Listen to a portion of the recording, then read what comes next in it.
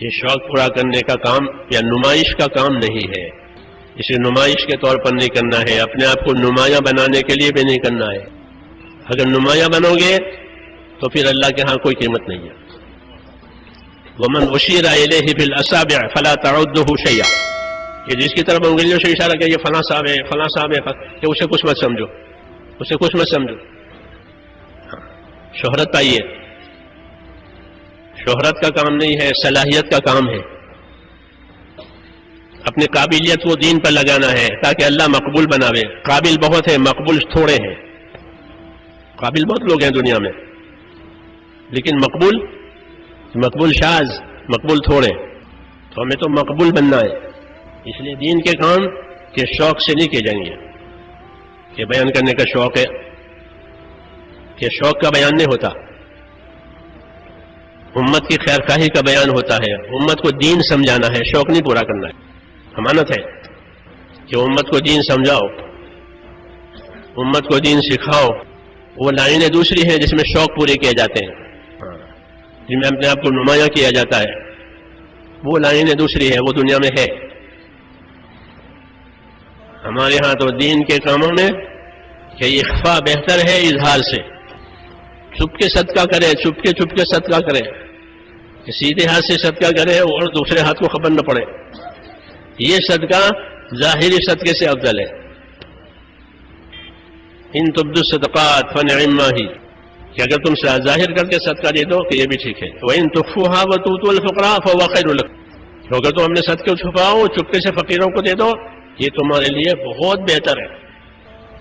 تو ہر آدمی کا ہر عمل اس کا صدقہ ہے۔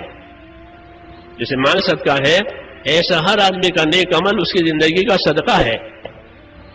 اس کا جتنا یہ اخفا کر سکتا ہے، پوشیدہ کر سکتا ہے، یہ اس کے اظہار سے بہتر ہے۔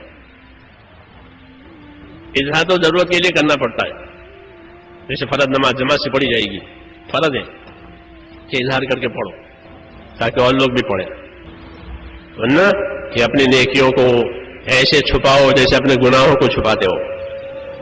لوگ اپنے گناہوں کو، اپنی غلطیوں کو، اپنی کمزوریوں کو چھپاتے ہیں تاکہ ماحول میں رسوائی نہ ہو۔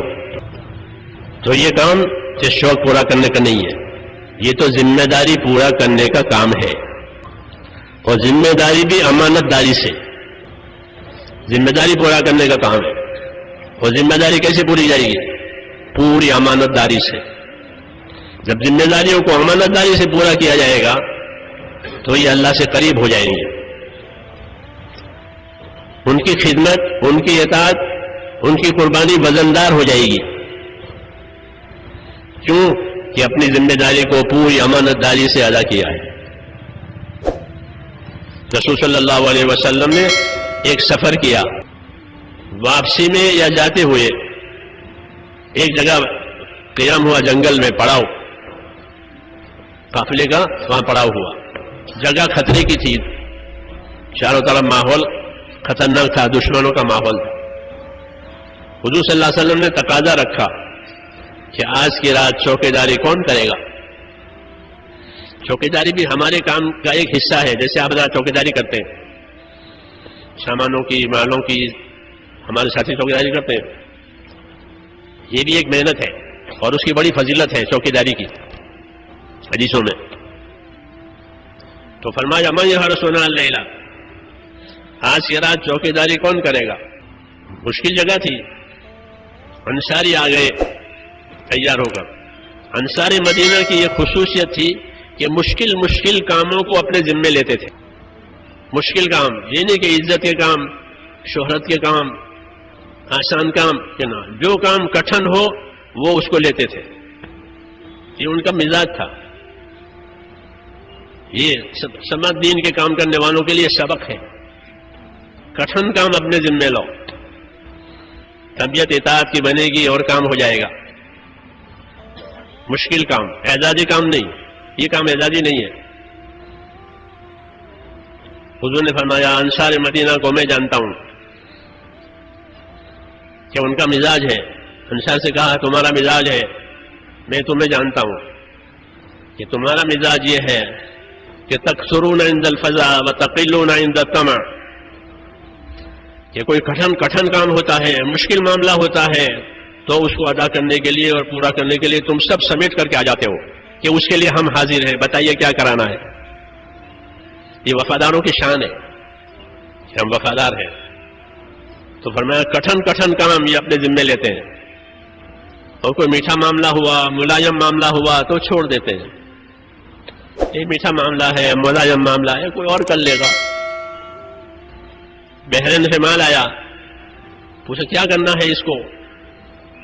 انسان نے عرض کیا کوئی بات نہیں ہے، مہاجرین کو دے دیجئے، ملائم معاملہ ہے، میٹھا معاملہ ہے، رقم آئی ہے تو کس کو دیں؟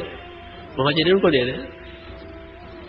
اور خندق کھودنی ہے تو کہ اس کے لیے ہم ہیں۔ انصار کی جماعت 10 آدمیوں کی جماعت بنائی تھی خندق کھودنے کے لیے، خندق کھودنے کے لیے 10 آدمی کی جماعت بنائی تھی، اور ناپ کر زمین دی تھی کہ یہ آدمی یہ اتنا کھودے اتنا کھودے۔ جو انصار کی جماعت کھودتی تھی، جو اپنے حصے کی جماعت وہ پورا کر چکی اور کھود لیا، تو اب کہ چلو کون سی جماعت ہے جن کا کام بھی پورا نہیں ہوا ہے ان کی مدد کریں گے، ان کا ہاتھ بٹائیں گے۔ یہ نہیں کہ ہماری جماعت نے تو ہم نے کام کر لیا، یہ کٹھن کام اپنے ذمے لیتے تھے۔ یہ سبق دیا ہے دین کی نصرت کرنے والوں کو کہ اعزازی کاموں میں آگے رہیں اور مشکل کاموں میں پیچھے ہو جائیں کہ اس سے دین کو ترقی نہیں ہوگی اور ان کی تربیت بھی نہیں ہوگی، دونوں باتیں نہیں ہوگی، کہ ان کی ترقی بھی نہیں ہوگی اور تربیت بھی نہیں ہوگی۔ کیوں کہ سہولت سے کرتے ہیں، سہولت دیکھتے ہیں، سہولت سے کریں، ایسا نہیں، عزیمت سے کریں، پھر اللہ کی مدد آئے گی۔ تو وہ میرا قصہ کہ حضور نے فرمایا آج کی رات چوکی داری کون کرے گا؟ تو انصاری آ گئے کہ میں کروں گا چوکی داری۔ فرمایا اچھی بات ہے، تم سوار ہو کر آؤ میرے پاس، تو پھر گھوڑے پر سوار ہو کر پھر حاضر ہو جائے۔